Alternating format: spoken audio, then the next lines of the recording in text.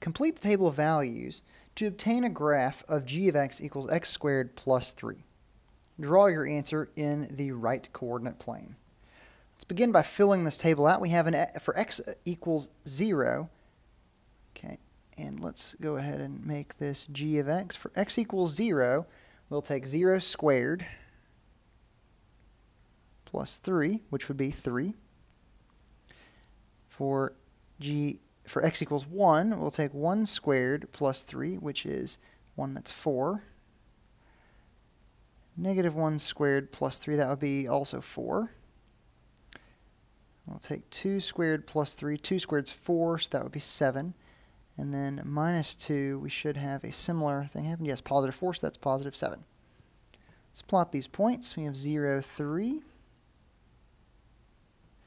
We have 1 and negative 1, 4. Then we have 2 and negative 2, 7.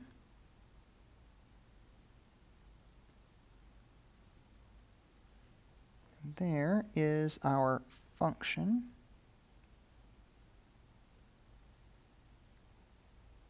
Now, part B, compare your graph to the graph of f of x equals x squared given to you on the left.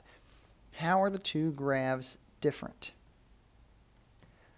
Well, you may notice that the points actually line up very similarly. For instance, here we have 0, 0. We have a value of 1 at 1 and negative 1. And we have a value of 4. So in relation to one another, they are actually forming a pattern. But the graph on the right, g of x, is 3 units higher. G of x is 3 units higher. Now, this is going to be consistent with what we call a vertical shift. Let f be a function and c be a positive real number. The graph of y equals f of x plus c is the graph of y equals f of x shifted c units vertically upward. Notice we have plus c is vertically upward, minus c is going to be vertically downward.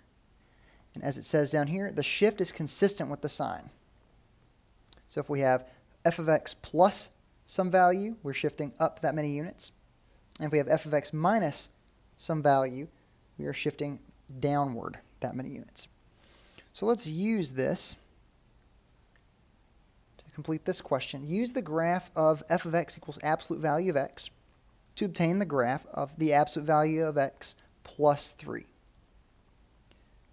Well, because that is my f of x function, f of x plus 3 is what we have, which means we are shifting the original function f of x equals absolute value of x up 3 units. Now, the absolute value of x, I'm going to see if I can draw this on here, has a V shape. Okay. That is the shape. So I'm going to go ahead and sketch that here. That is not my answer. I want to graph g of x. That is my f of x function. Let's take that and shift it up 3. So I have a point here at 3, at 1, 4, at 2, 5, at 3, 6, 4, 7, and so forth.